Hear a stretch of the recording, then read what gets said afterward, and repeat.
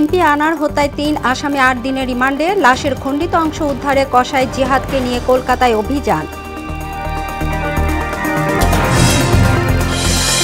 বাংলাদেশের দিকে ধেয়ে আসছে ঘূর্ণিঝড় রেমাল, আঘাত হানতে পারে রোববার, উপকূলবাসীর জন্য সতর্ক বার্তা। সরকারের নানামুখী পদক্ষেপের পরও সুখবর মিলছে না নিত্যপণ্যের বাজারে, সীমিত আয়ের মানুষের নাভিশ্বাস। এবং উৎপাদনে প্রস্তুত মাতারবাড়ি কয়লা বিদ্যুৎ কেন্দ্র, জাতীয় গ্রেডে যোগ হবে 1200 মেগাওয়াট, দ্বিতীয় ইউনিটের বাণিজ্যিক যাত্রা জুনে।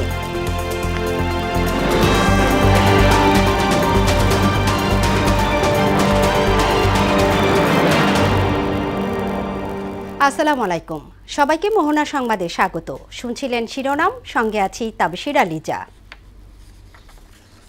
এবার বিস্তারিত।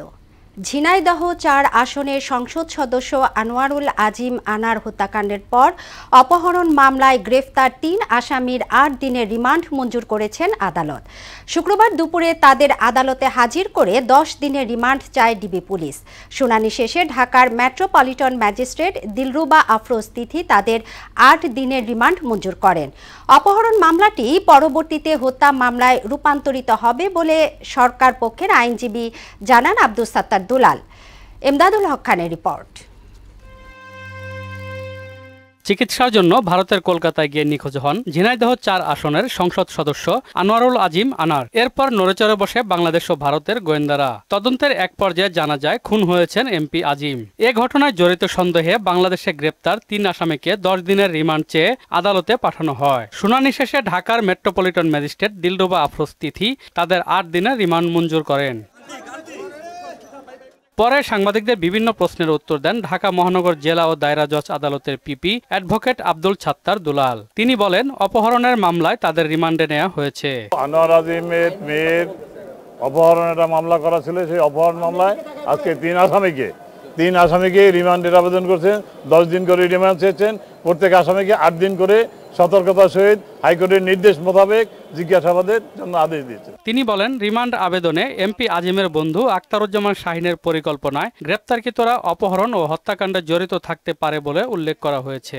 ব্যবসায়িক লেনদেনের কারণে আনোয়ারুল আজিম অর্থাৎ এমপি সাহেবের সাথে আখতারুজ্জামান শাহিনের দ্বন্দ্ব দীর্ঘদিনের। আনোয়ারুল আজিম সাহেব এরা কখনোই জানতে পারে নাই সেই দ্বন্দ্বের পরিপ্রেক্ষিতে এখানে হত্যার অনেক চেষ্টা করছে, না পেরে ভারতে ব্যবসায়িক আলোচনার নাম করে ভারতে তাকে নিয়ে গেছে। হত্যাকাণ্ড প্রমাণিত হওয়ার পর অপহরণ মামলাটি হত্যা মামলায় রূপান্তরিত হবে বলেও জানান পিপি দুলাল। সবকিছু যখন উন্মোচন হবে তখনই হত্যা মামলায় রূপান্তরিত। এমদাদুল হক খান, মোহনা সংবাদ, ঢাকা। এদিকে এমপি আনোয়ারুল আজিম আনারের মরদেহের খণ্ডিত অংশ উদ্ধারে পশ্চিমবঙ্গের দক্ষিণ ২৪ পরগনা জেলার ভাঙড়ের কৃষ্ণমাটি এলাকায় জিহাদ হাওলাদার ওরফে কসাই জিহাদকে নিয়ে তল্লাশি শুরু করেছে ভারতের সিআইডি। টানা ৩ ঘণ্টা ধরে তল্লাশি চালিয়েও মরদেহের কোনো অংশের খোঁজ পাওয়া যায়নি। সিআইডি কর্মকর্তারা বলছেন, জিহাদ যে জায়গাকে চিহ্নিত করেছিল সেখানে কিছু পাওয়া যায়নি। ইচ্ছে করেই কসাই জিহাদ ভুল জায়গা দেখিয়েছিল। এর আগে শুক্রবার বারাসাত আদালত সিআইডির জিম্মায় তাকে ১২ দিনের রিমান্ড মঞ্জুর করে।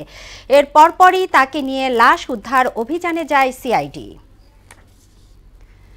বাংলাদেশ উপকূলের দিকে ধেয়ে আসছে ঘূর্ণিঝড় রেমাল। ঘূর্ণিঝড়টি বর্তমানে চট্টগ্রাম থেকে ৮৭০ কিলোমিটার এবং কক্সবাজার থেকে ৮০৫ কিলোমিটার দূরে অবস্থান করছে। রোববার বিকেল নাগাদ এটি আঘাত হানতে পারে বাংলাদেশে। বঙ্গোপসাগরে থাকা লঘুচাপটি এখন নিম্নচাপে পরিণত হয়েছে। নিম্নচাপের কেন্দ্রে ৪৪ কিলোমিটারের মধ্যে বাতাসের একটানা সর্বোচ্চ গতিবেগ ঘন্টায় ৪০ কিলোমিটার। আরও জানাচ্ছেন সাইমন মুবিন পল্লব। বাংলাদেশের দিকে ধেয়ে আসছে ঘূর্ণিঝড় রেমাল। আরবি শব্দ রেমালের অর্থ বালু। আবহাওয়া অধিদপ্তর বলছে, বঙ্গোপসাগরে থাকা লঘুচাপটি এখন নিম্নচাপে পরিণত হয়েছে। এখন এটি ধীরে ধীরে রূপ নিচ্ছে ঘূর্ণিঝড়ে। রোববার সন্ধ্যায় রেমাল নাম নিয়ে ঘূর্ণিঝড়টি বাংলাদেশ ও ভারতের পশ্চিমবঙ্গের উপকূলীয় অঞ্চলে আঘাত হানতে পারে। নিম্নচাপটি চট্টগ্রাম থেকে ৮৭০ কিলোমিটার ও কক্সবাজার থেকে ৮০৫ কিলোমিটার দূরে অবস্থান করছে।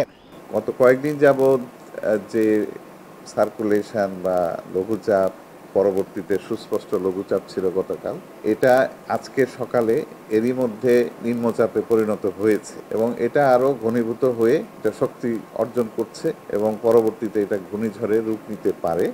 সাগর উত্তাল থাকায় দুর্ঘটনা এড়াতে চট্টগ্রাম, কক্সবাজার, মংলা ও পায়রা সমুদ্রবন্দরকে ১ নম্বর দূরবর্তী সতর্কতা সংকেত দেখাতে বলা হয়েছে। একই সঙ্গে বঙ্গোপসাগর ও গভীর সাগরে অবস্থানরত সব মাছ ধরার ট্রলারকে পরবর্তী নির্দেশ না দেওয়া পর্যন্ত সাবধানে চলাচল করতে বলা হয়েছে। এদিকে ভারতের আবহাওয়া দপ্তর জানিয়েছে, রোববার সন্ধ্যায় বাংলাদেশ ও ভারতের পশ্চিমবঙ্গের উপকূলীয় অঞ্চলে আঘাত হানতে পারে ঘূর্ণিঝড়টি। এই সময় বাতাসের গতিবেগ থাকবে ঘন্টায় ১০০ থেকে ১২০ কিলোমিটার। সাইমন মবিন পল্লব, মোহনা সংবাদ। সাবেক সেনাপ্রধান বা আইজিপি অপরাধী হলে তাদের দায় নেবে না সরকার, কথা সাফ জানিয়ে দিয়েছেন আওয়ামী লীগ সাধারণ সম্পাদক ওবায়দুল কাদের। আর ফিলিস্তিনিদের পক্ষে কথা বলায় বিএনপি জামায়াতকে নেতানিয়াহুর সহযোগী বলে মন্তব্য করেছেন পররাষ্ট্রমন্ত্রী হাসান মাহমুদ। শুক্রবার আলাদা অনুষ্ঠানে তারা এসব কথা বলেন। সুরাইয়া মুন্নিকে সঙ্গে নিয়ে এমআর আসাদের রিপোর্ট। মৃত্যুজনিত কারণে ক্ষমতাসীন দল আওয়ামী লীগের কেন্দ্রীয় কার্যালয়ে সমসাময়িক বিভিন্ন বিষয় নিয়ে কথা বলেন দলটির সাধারণ সম্পাদক ওবায়দুল কাদের। জানান, সাবেক উচ্চপদস্থ যে কোনো কর্মকর্তাই অপরাধ করলে সাজার আওতায় পড়বেন।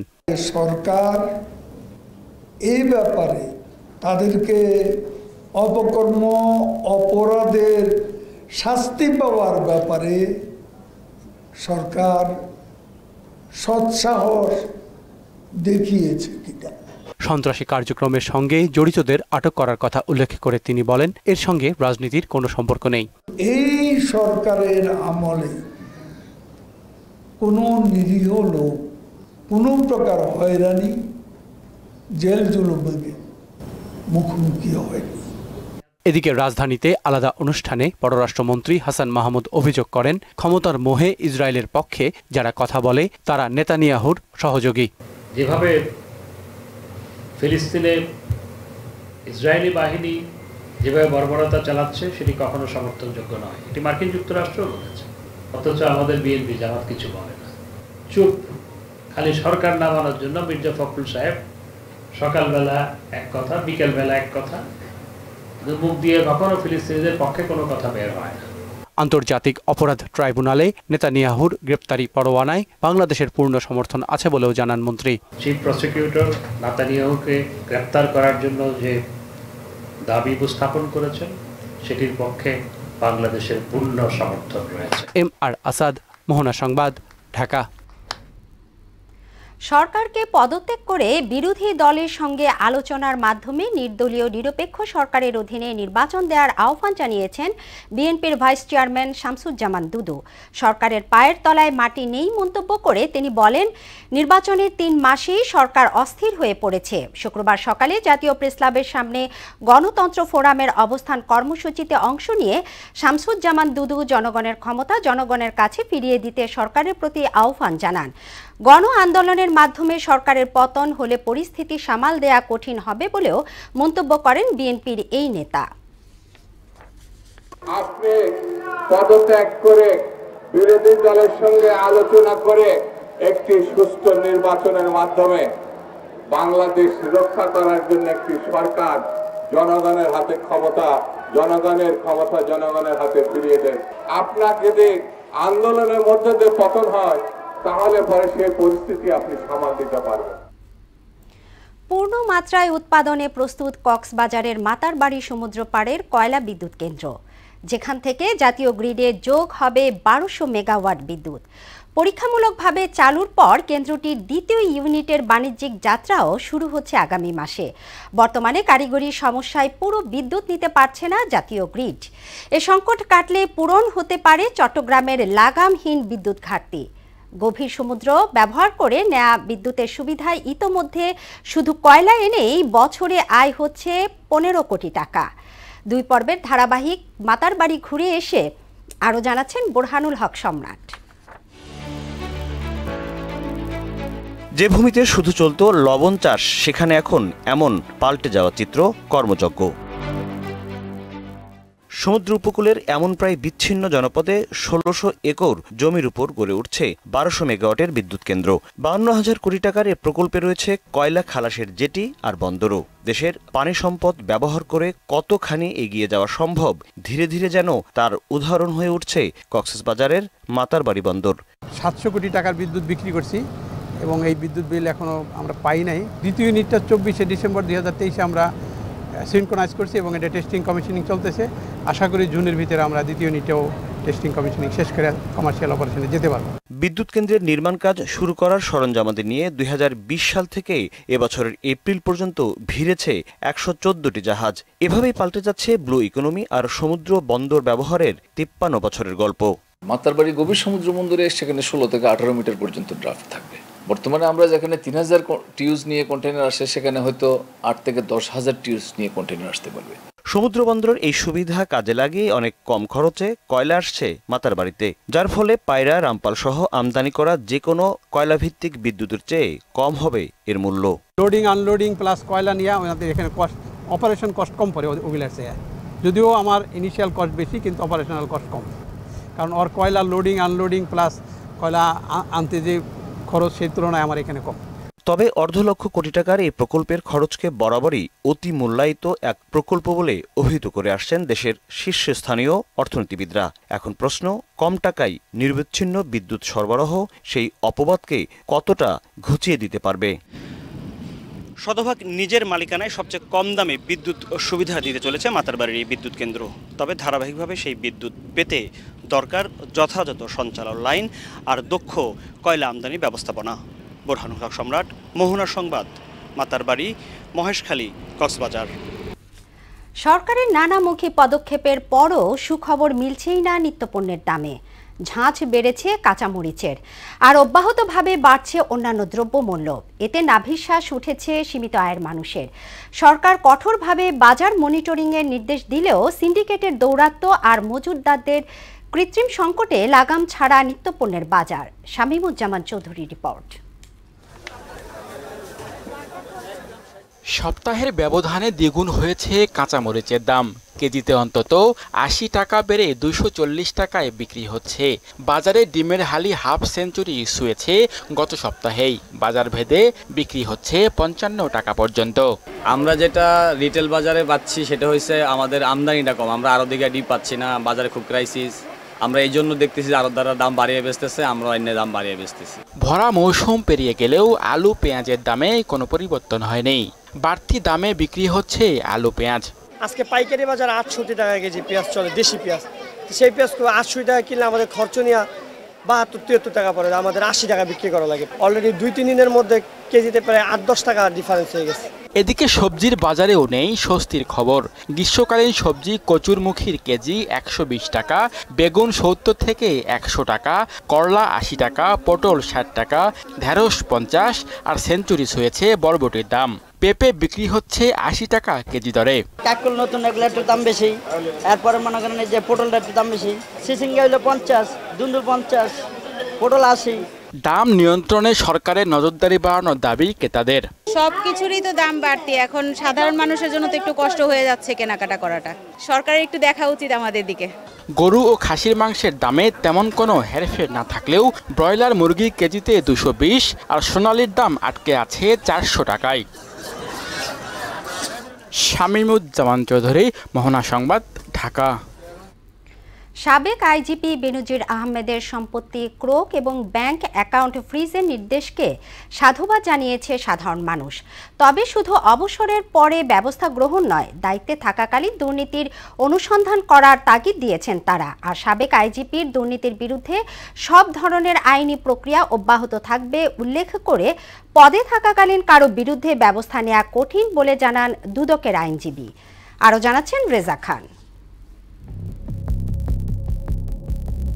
পুলিশের সাবেক আইজি বেনজির আহমেদের বিরুদ্ধে অবৈধ সম্পদ অর্জন নিয়ে গত ৩১ মার্চ গণমাধ্যমে প্রতিবেদন প্রকাশিত হয়।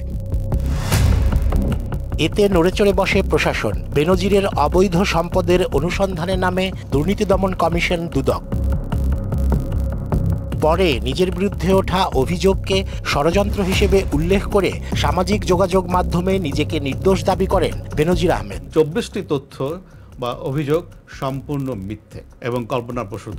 দুদকের আবেদনের প্রেক্ষিতে বৃহস্পতিবার তার স্থাবর অস্থাবর সম্পদ জব্দের আদেশ দেন আদালত। একই সঙ্গে তার সম্পদ কেনার ৮৩টি দলিলও জব্দের আদেশ দিয়েছেন ঢাকা মহানগর দায়রা জজ। আদালতের এই আদেশকে ইতিবাচক হিসেবে দেখছে সাধারণ মানুষ। এটা সাধুবাদ জানানো যায়, যদি কোনো হয়রানির জন্য যদি করা হয় তাহলে এটা সাধুবাদের ইয়ে পড়ে। যারা আপনি টপ লেভেল থেকে করে তাদের জিনিসটা কিন্তু একটু আগে থেকে আরও সচেতন হলে তাহলে কিন্তু নিচের লেভেল সবাই একটু সাবধান হয়ে যাবে। দুর্নীতির সম্পদের পার করব, অবশ্যই তার আইনের তো ব্যবস্থা নিতে হবে। তবে শুধু অবসরের পরে কেন অভিযোগ ওঠে এমন প্রশ্ন সচেতন মানুষের। চাকরির এজন থাকে তখন তারা এটারে গোয়েন্দা বিভাগ যাই হোক ওই টাইমে এদের ধরার উচিত। বেনজিরের বিরুদ্ধে যে ব্যবস্থা নেওয়া হয়েছে এটা বেনজির হচ্ছে যখন আইজিপি ছিল তখনই তো তার দুর্নীতির অবস্থাটা গোয়েন্দা বিভাগ এবং আরও অন্যান্য কর্তৃপক্ষের জানা থাকার কথা। বেনজিরের সম্পদ ক্রোক ও সকল ব্যাংক হিসাব ফ্রিজ সহ তার বিরুদ্ধে আইন অনুযায়ী পরবর্তী ব্যবস্থা অব্যাহত থাকবে বলে জানান দুদকের এই আইনজীবী। সার্বিকভাবে দুর্নীতি দমন কমিশন তার আইন বিধি মেনে চলেই এই জব্দগুলি আবেদন করা হয়েছে, যা গতকাল জব্দ করেছে। এখন অনুসন্ধানের বাকি কাজগুলি চলবে। তবে পদে থাকাকালীন কোনো কর্মকর্তার বিরুদ্ধে দুর্নীতির তদন্ত করা কঠিন কাজ বলেও স্বীকার করেন খুরশিদ আলম। ক্ষমতাসীন যারা থাকেন তাদের দুর্নীতি ক্ষমতায় থাকা অবস্থায় তথ্যপত্র বের করা অবশ্যই অনেক কঠিন। রেজা খান, মোহনা সংবাদ, ঢাকা। উপজেলা পরিষদ নির্বাচনের তৃতীয় ধাপে 29 মে মুন্সিগঞ্জ জেলার 2 উপজেলায় নির্বাচন অনুষ্ঠিত হতে যাচ্ছে। এর মধ্যে সিরাজদি খান এবং শ্রীনগর উপজেলা রয়েছে। এই দুটি উপজেলায় মোট ভোট রয়েছে 5,08,986 জন, যেখানে ভোটাররা যোগ্য প্রার্থীকে ভোট প্রয়োগের মাধ্যমে নির্বাচিত করবেন। নির্বাচন সুষ্ঠু করতে কাজ করে চলছে সংশ্লিষ্ট প্রশাসন। মুন্সিগঞ্জ থেকে মোহাম্মদ সুজনের তথ্যে তানজিদ ভুইয়ার রিপোর্ট। আগামী 29 মে ষষ্ঠ উপজেলা পরিষদ নির্বাচনের তৃতীয় ধাপে মুন্সিগঞ্জ জেলার 2 উপজেলায় নির্বাচন অনুষ্ঠিত হতে যাচ্ছে। এর মধ্যে সিরাজদি খান ও শ্রীনগর উপজেলা রয়েছে। 180.19 বর্গ কিলোমিটার আয়তন নিয়ে সিরাজদি খান উপজেলা। 178টি গ্রাম, 14টি ইউনিয়ন নিয়ে উপজেলা গঠিত। 2,88,107 জন জনসংখ্যার এই উপজেলায় 1,43,559 জন পুরুষ ও 1,44,548 জন নারী রয়েছে। সিরাজদি খান উপজেলায় চেয়ারম্যান পদে 5 জন, ভাইস চেয়ারম্যান পুরুষ পদে 10 জন ও মহিলা ভাইস চেয়ারম্যান পদে 5 জন সহ মোট 20 জন প্রার্থী প্রতিদ্বন্দ্বিতা করছেন। 202.98 বর্গ কিলোমিটার আয়তন নিয়ে শ্রীনগর উপজেলা। 147টি গ্রাম ও 14টি ইউনিয়ন নিয়ে শ্রীনগর উপজেলা গঠিত। 2,59,887 জন জনসংখ্যার এই উপজেলায় 1,27,374 জন পুরুষ এবং 1,32,513 জন নারীর বসবাস। আগামী 29 মে ভোটের দিন 2 উপজেলার 5,08,986 জন ভোটার নিজ নিজ উপজেলার পছন্দের চেয়ারম্যান, ভাইস চেয়ারম্যান ও মহিলা ভাইস চেয়ারম্যান প্রার্থী নির্বাচিত করবেন। আইন শৃঙ্খলা রক্ষাকারী বাহিনীর কঠোর নজরদারিতে উৎসবমুখর শান্তিপূর্ণ পরিবেশে অনুষ্ঠিত হবে এবারের উপজেলা পরিষদ নির্বাচন, এমনটাই প্রত্যাশা সবার। তানজিদ ভুইয়া, মোহনা সংবাদ। শেষ করব মোহনা সংবাদ, যাবার আগে শিরোনামগুলো আরো একবার।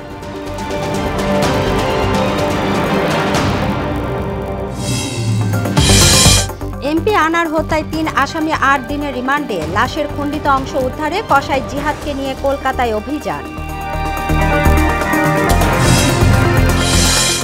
বাংলাদেশের দিকে ধেয়ে আসছে ঘূর্ণিঝড় রেমাল। আঘাত হানতে পারে রোববার, উপকূলবাসীর জন্য সতর্ক বার্তা। সরকারের নানামুখী পদক্ষেপের পরও সুখবর মিলছে না নিত্যপণ্যের বাজারে। সীমিত আয়ের মানুষের নাভিশ্বাস। এবং উৎপাদনে প্রস্তুত মাতারবাড়ি কয়লা বিদ্যুৎ কেন্দ্র। জাতীয় গ্রেডে যোগ হবে 1200 মেগাওয়াট। দ্বিতীয় ইউনিটের বাণিজ্যিক যাত্রা জুনে। এই ছিল মোহনা সংবাদে। এছাড়া মোহনার সবশেষ খবর জানতে ভিজিট করুন www.mohona.tv। সংবাদ দেখতে পারেন ফেসবুক ও ইউটিউবে। সঙ্গে